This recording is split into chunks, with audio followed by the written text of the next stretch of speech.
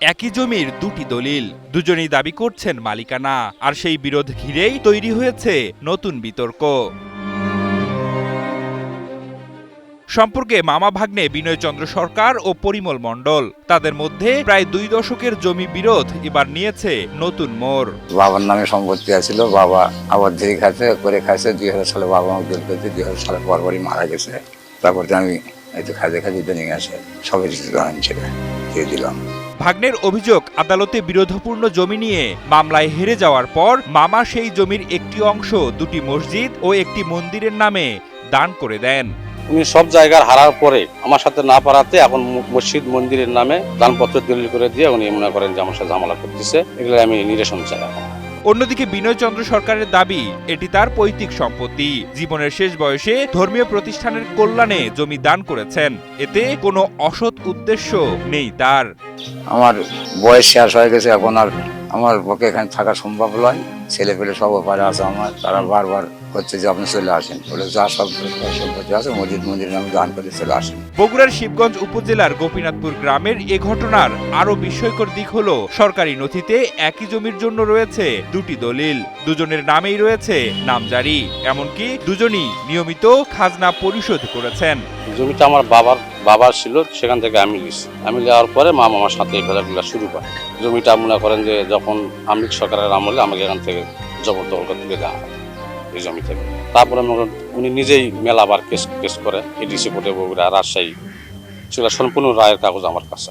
এটা রায়ের কাগজ আমার কাছে। তারপরেও তিনি মনে করেন যে এই জমি মসজিদ আর মন্দিরে নয় বিক্রি করে দিচ্ছে, তারা এখন দখল করার জন্য আসতেছে এখানে। মামার সাথে ঝামেলা করার পর মামা এখন মনে করেন যে মসজিদের নামে লিখে দিয়েছে, এখন ওনারা এখন আসতেছে এখানে দখল করার জন্য।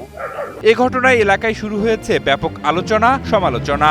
আগে এই জমিটা পরিমলের বাবাই অবশ্যই খাইছে, এখন মাঝখানে মামা ভাগ্নের একটা ভেজাল বা দ্বন্দ্ব বেজে গেছে। এখন এই জমিটা আমাদের হচ্ছে, এই জমিটা আমাদের দেয়নি, আমাদের বাড়ির যে জমি আছে ওই জমির থেকে আমাদের মন্দিরের নামে 9 শতক জমি দিছে।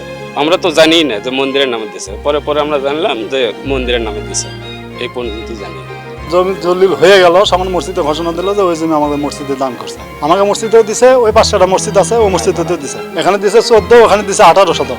স্থানীয়দের দাবি, দ্রুত নিরপেক্ষ তদন্ত করে প্রকৃত মালিকানা নিশ্চিত করা হোক, যাতে বিরোধ আর না বাড়ে। স্থানীয়রা চাচ্ছে যে মামা ভাগ্নের মধ্যে যে একটা দ্বন্দ্ব কলহ জমি নিয়ে, আমরা স্থানীয়রা চাচ্ছি যে তারা একটা নিরসনে আসুক। জায়গাটা তো ওনার বাবি আগে চাষপত্র করলো, আমরাই দেখনু। মাঝখানে আসে যে কি হলো এই জিনিসটাই জানি না। ওনার বাবা চলে গেল ওই পারে, উনি আছে, উনিও চাষ করলো। করার পরে যে মাঝখানে আসে যে আওয়ামী লীগের আমলে কি যেন হলো, কয়েকবার বিচার সালিশও হলো। এখন এই দেরিঙ্গে এসে শুনতেছি ওই মসজিদ মন্দিরের নামে দলিল করে দিচ্ছে, এই পর্যন্তই শুনতেছি। একই জমির একাধিক নামজারির বিষয়টি সমাধানের আশ্বাস দেন বগুড়ার শিবগঞ্জ উপজেলা নির্বাহী কর্মকর্তা জিয়াউর রহমান। আমি দেখলাম শিবগঞ্জ উপজেলার কৃষক ইউনিয়নের গোপীনাথপুর মৌজার একই তফসিলভুক্ত জমি নিয়ে দুটো নামজারি। এটা আসলেই অনাকাঙ্ক্ষিত, হয়তোবা কোনোভাবে ভুল হয়ে গেছে। 2021 সালের এবং 2024 সালের দুটো নামজারি। আমি আপনাদের অনুরোধ করব, এই যে নামজারির যে পক্ষদ্বয়, তাদের মধ্যে যে কোনো একজনকে আমার এখানে আবেদন করতে বলেন। আমি যত দ্রুত সম্ভব আইন কানুন বিধিবিধান দেখে যেটা রাখার মতো বিধি অনুযায়ী সেটা বহাল রাখবো, এবং যেটা রাখার মতো না সেটা বাতিল করে দেবো।